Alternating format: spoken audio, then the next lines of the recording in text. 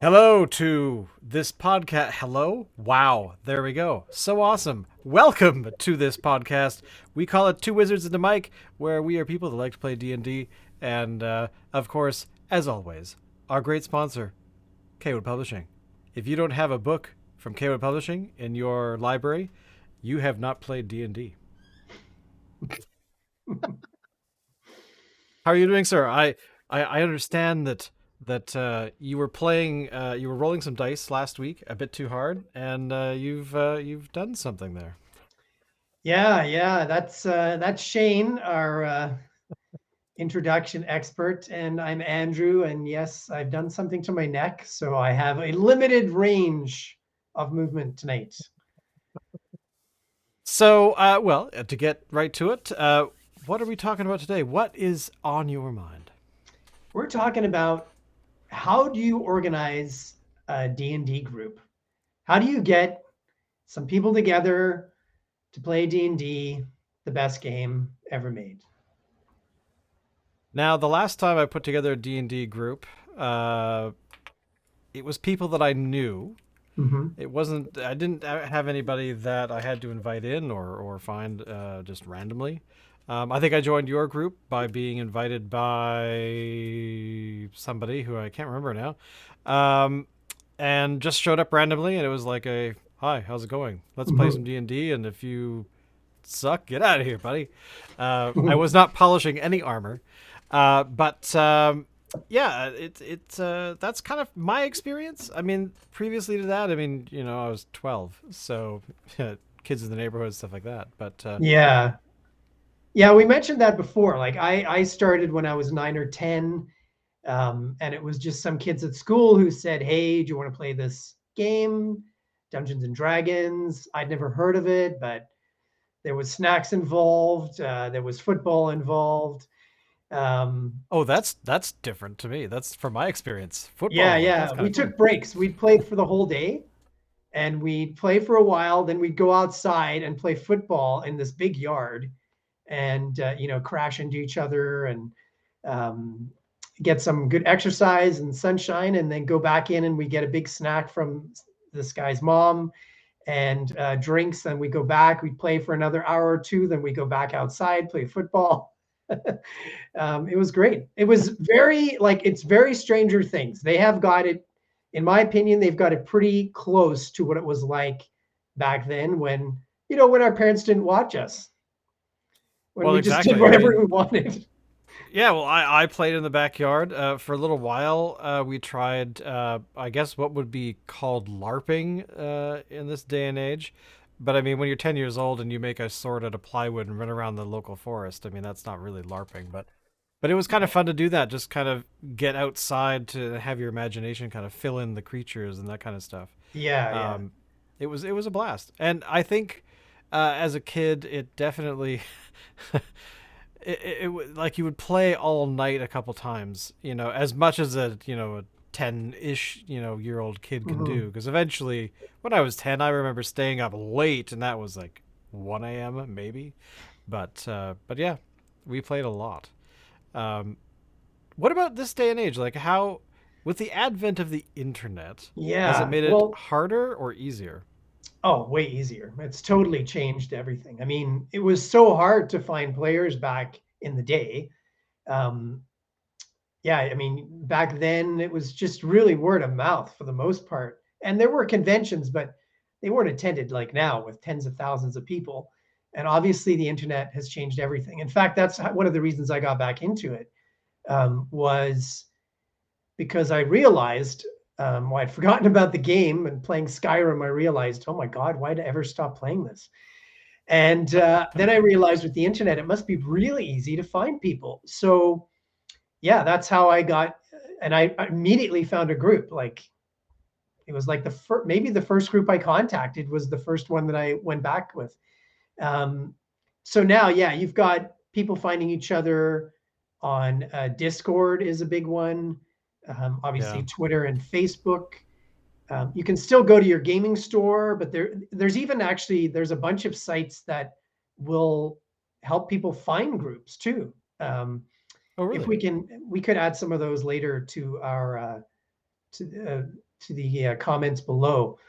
So there are tons and tons of ways, and you have a huge variety of groups. Where back in the day, you just if you were lucky if you found a group. Yeah, I know that as a teenager, with the exception of one group, which was I played with, that were just a bunch of BBSers pre-internet days. And we got together once in a while, and it's sort of I had like 4 or 5 groups, that would play so every so often, like every maybe I don't know month or two, Yeah, um, and so I had a bunch of those sort of on the go for a while, but that definitely was because we had actually met in person because we were online doing the whole BBS thing, yeah, and then the internet came along and that went away. And but yeah, I guess I've been kind of lucky as an adult. I've actually found cool people like right out of the gate to kind of play with. I've only had one group where I met up with for a little while and wasn't quite the game style I liked. So yeah, I gotta say. yeah. It's these groups are living things, so you're yeah, you have to see how they grow and change, and we can talk about that a little bit more. And definitely running a group is easier again by using the internet or using texts. It's easy to get a Facebook page or a Discord server where you can organize the group about scheduling, and you sometimes give a little summary to the group so they can remember what they were doing. um, Yeah, I have a major problem with that. yeah. So like in our group, we also often put up the pictures of the characters that are playing, and I'll have on a Facebook page, I'll have information about them. Sometimes I'll put up the NPC images or maps so people have a better idea of what's going on in the campaign. So there's so Yep. many tools you can use now. Um, there's also, starting a group, really you want to right away set ground rules, and boundaries are healthy. You know Oh, I'll say. just starting, no matter what you're doing with a group, you have to decide what is your game going to be like, and what are your rules. Like for us, our rules. One of the main ones is we don't use technology at our table.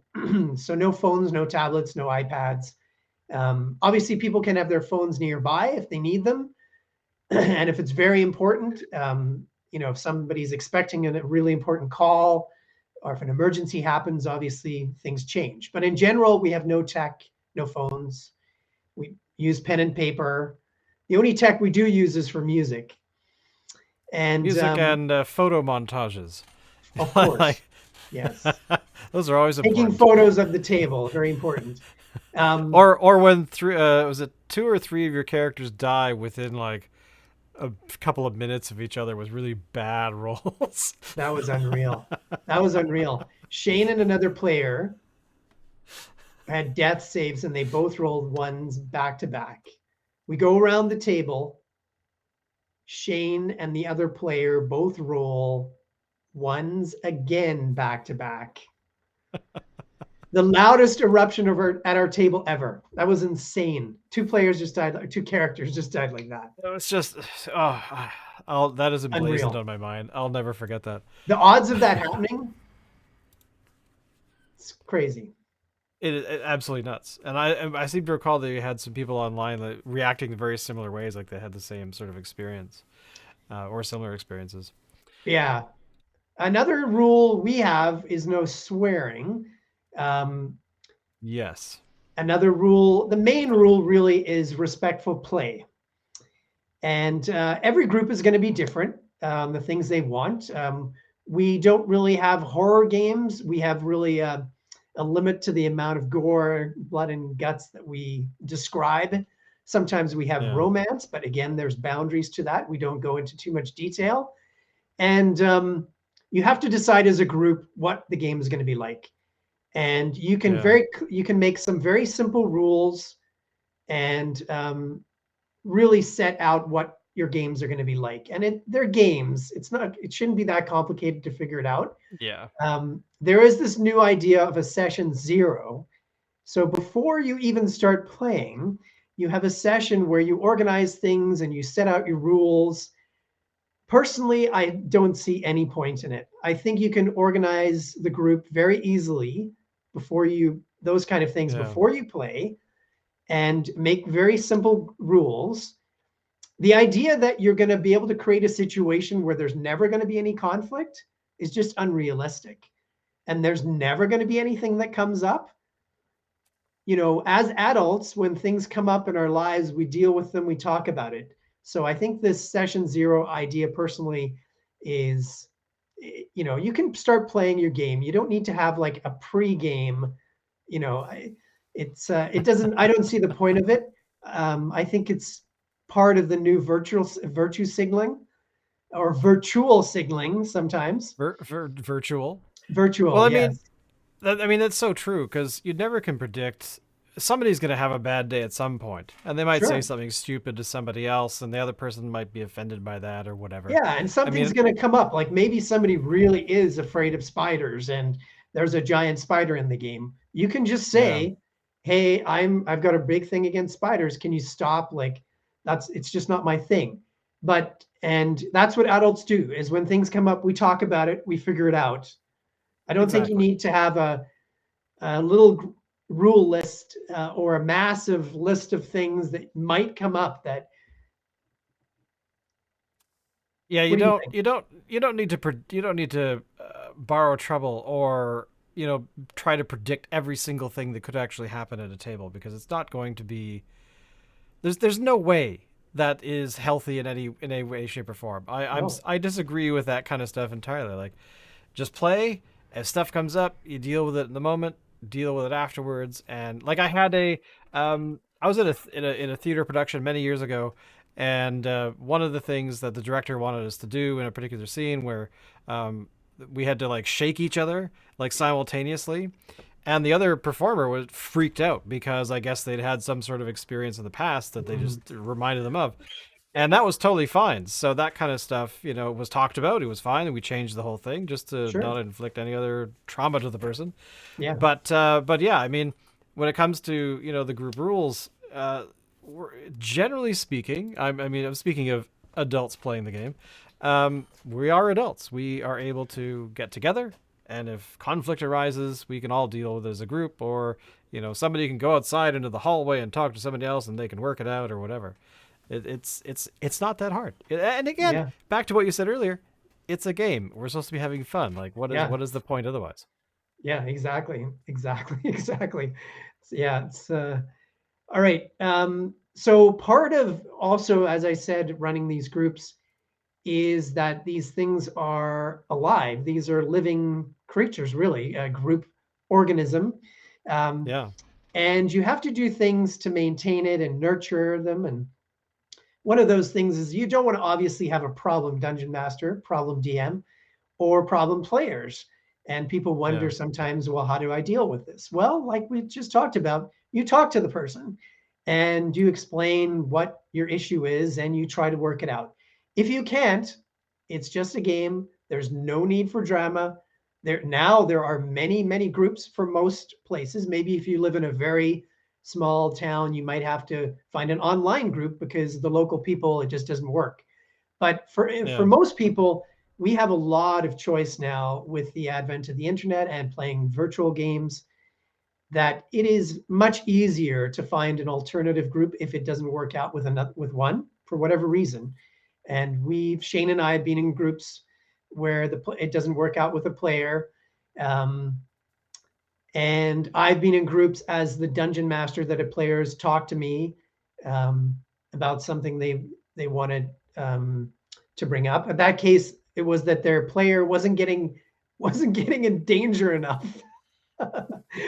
And I I haven't said, almost died to this week. I really need yeah, to be. I need that sort of Magnum PI feeling when I'm playing the game. yeah. So I said, to that player in particular that I will try to make it more dangerous because my games actually are pretty challenging, but the dice is Oh actually yeah, what's in charge, and sometimes the dice just don't work out that way. Um, but those kind of things, again, you can talk to people and figure it out. And we're just playing, having fun. If it doesn't work out, let's change it. Exactly, and there's and again, you can't predict any of that stuff. I mean, there's ways to deal with it. I mean, when you have like um, I don't know, you have a conflict or somebody is just not having any fun, then it's okay for people to leave if they want to go and say, you know what, Yeah, I'm taking a break. I'll come back in a month or 2 months or whatever time they need, and that way that warns like DMs and stuff to be like, okay, well suddenly. An alien ship comes out of nowhere and beams this character up, and they're just suddenly right, gone. You can actually figure out ways to make the right. storytelling work, because that's kind of the most important piece in terms of continuity for people to kind of follow a story and whatnot. Yeah, that's very true. I actually enjoy that part of it. I mean, obviously, you want everybody to be there every week, and I have that question a lot from other DMs. What do you do if a player misses sessions? Well, to me, it happens. Our minimum to play with our group is we have to have 2 players on the DM, because we still find that is quite fun. Usually, if that happens, I give each player an NPC to play, which in that case becomes a Yeah, sidekick character. and Um, that works very well because I've done that a few times where we've had only just 3 people, and yeah, and it works well. It's not a big deal, and it just continues on the story, and you don't have to worry about, oh, suddenly there's half the party missing because of a vampire attack or something, weird. yeah, yeah, and I enjoy trying to figure out in the story how, why is this player not here, and then you have to think about, how can they get back. So sometimes you have to be very creative. Once the most difficult was once when the party was surrounded in a circle by a group of people, and one of the party who was surrounded by the group of people the next week wasn't there. So there, Was that the beer explosion yeah, session? Okay, sorry. exactly. That is tell that story because that was Exactly. amazing. Well, luckily I had something to help me, which was at the end of that episode, I think it was a magic bean had been planted, and it erupted in a geyser of beer, of mead. And that was the end of that last session. Now, a player whose character was in the middle of that circle of people where the geyser erupted was away. So I suddenly realized, oh, I know, I can have the explosion from the geyser throw this character clear. And right there was a river. And I said, the character's thrown clear. I think it was a barbarian, was thrown clear into the river, and they just get carried away. So now the party knows, like, okay, they're out of the story, obviously. Sometimes a party will try to do something about a character that I've written out of the episode, and then I'll have to make it very clear very quickly, like with this one, for instance, that they're gone.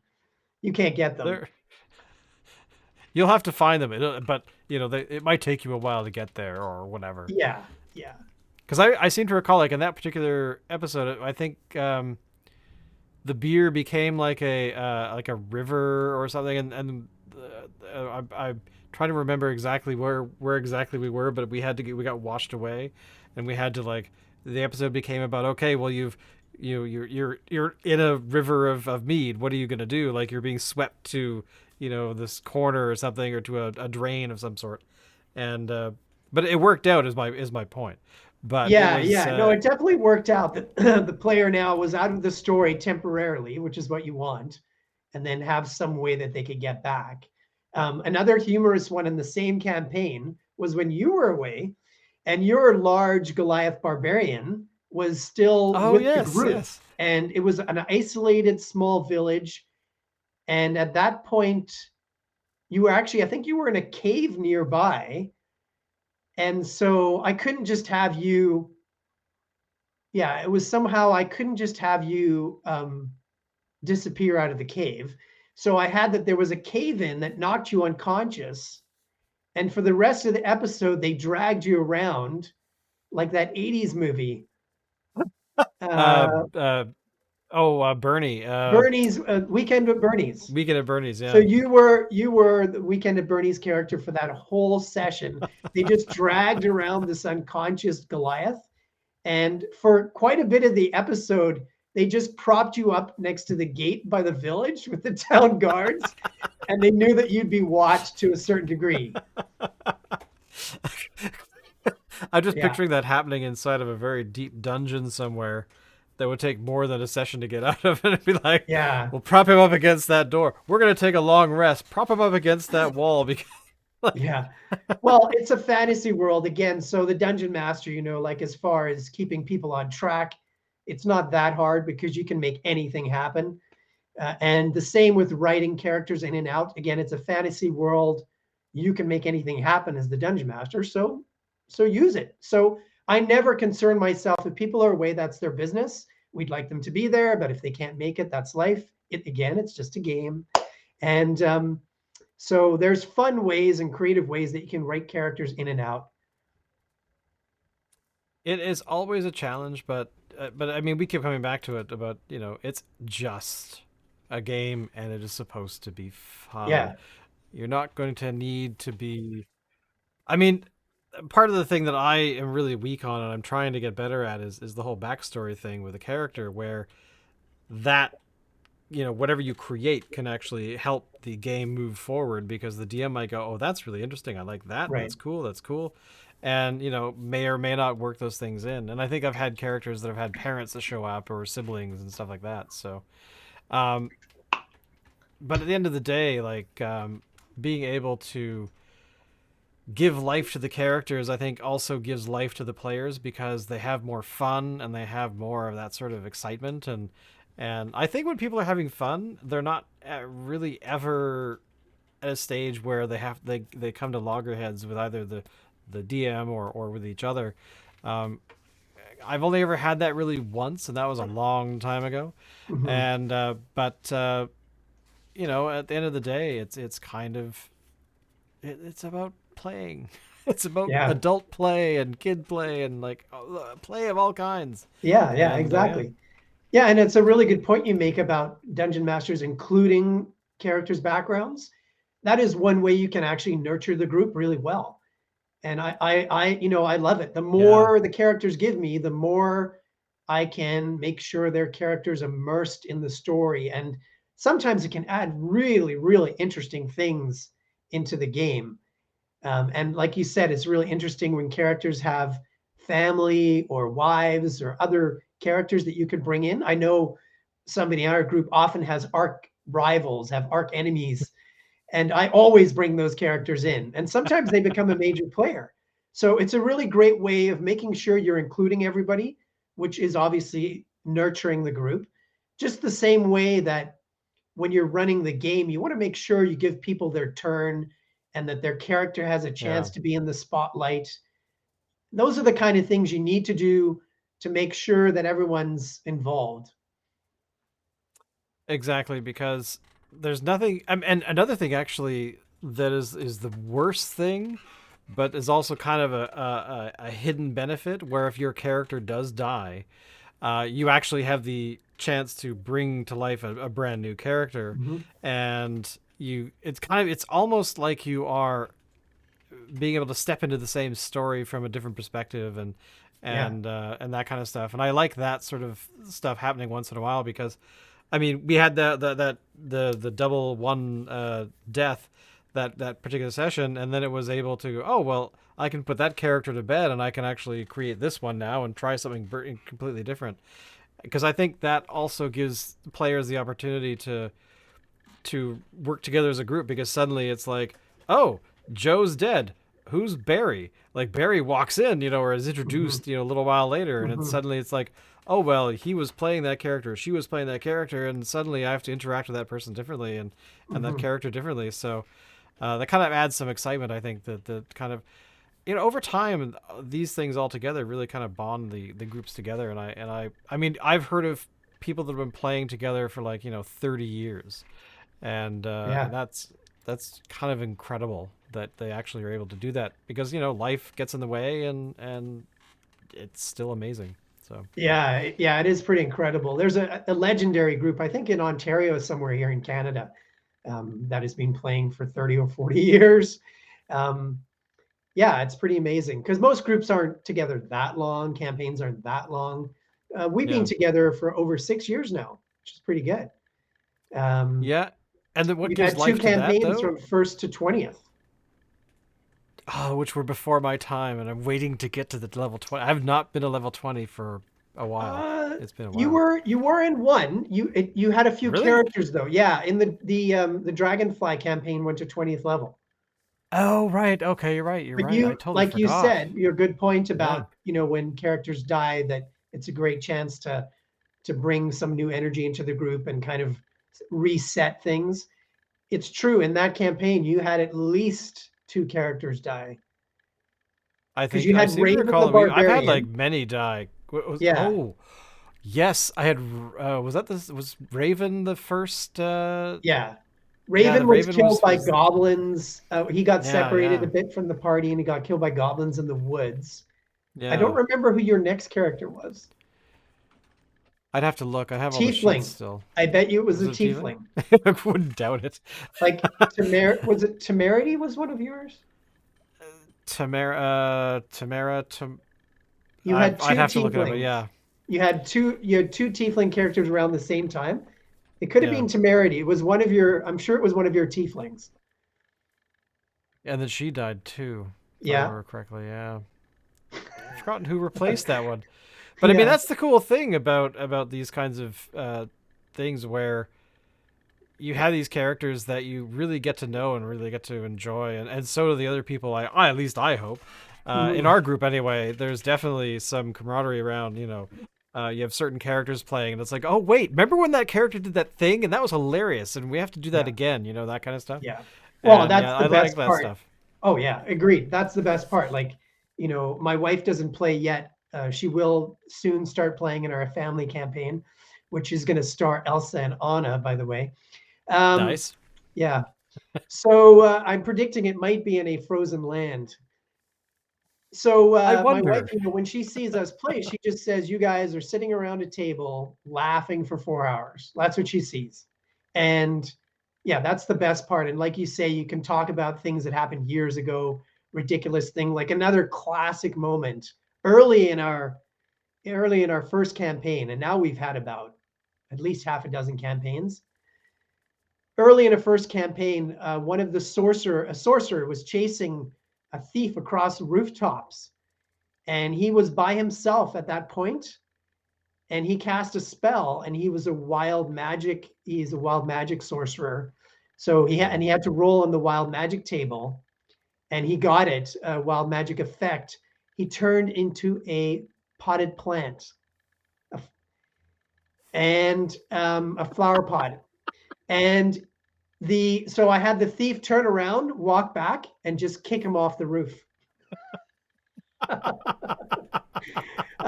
Somehow that character survived. He survived pretty much that whole campaign too, I think.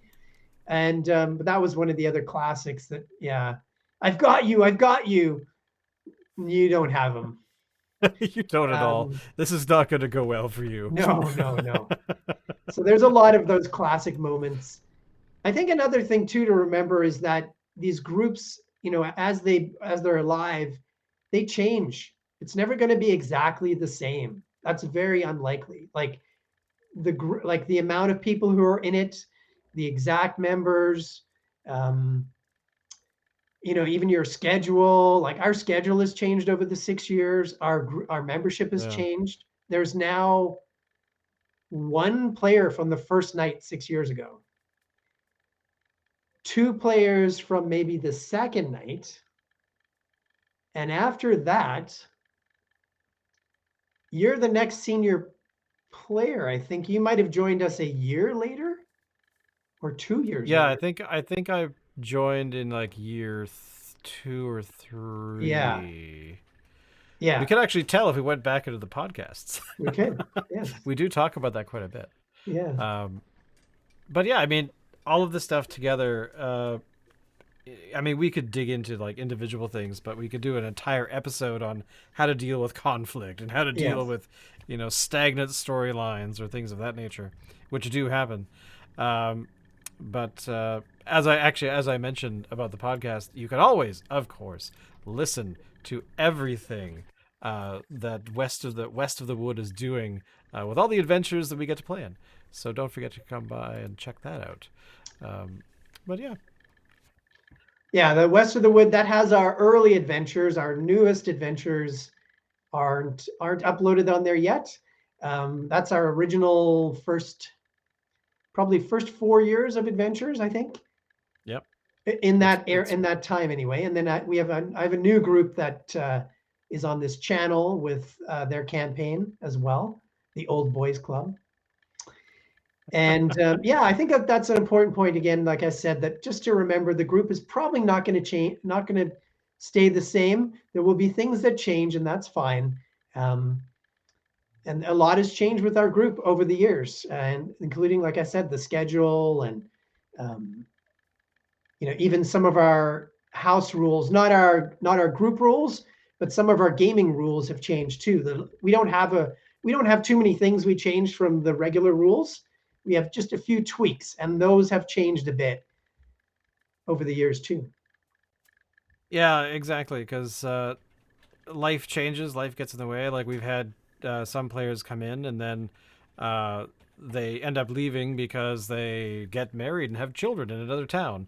Yeah, So exactly. and Yeah. that kind of stuff happens. And I because one of the things that I think a lot of people are afraid of is their group splintering apart. As they find a new career in a different Mm-hmm. province or a different country or whatever.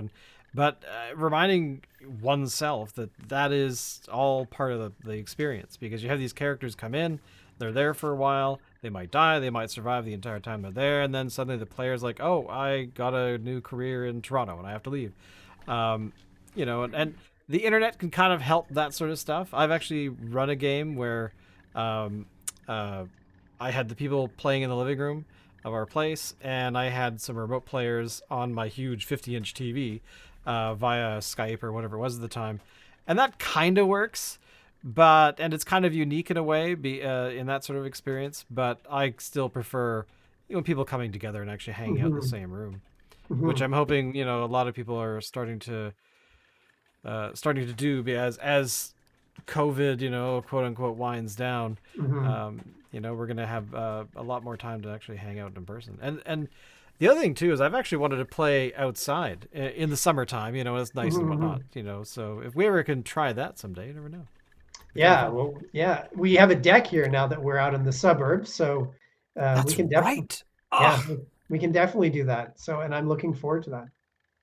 that's gonna be epic. Well, we're gonna leave it there because our we have some walking wounded that need to go and lay down some more. But thank you all for coming by and checking this out. We do this for the love of doing it, and also you can't forget that it's a game, and we should have fun with it. So how else? How else can you think of this game at all? Yeah. Bye, everybody. All right, later.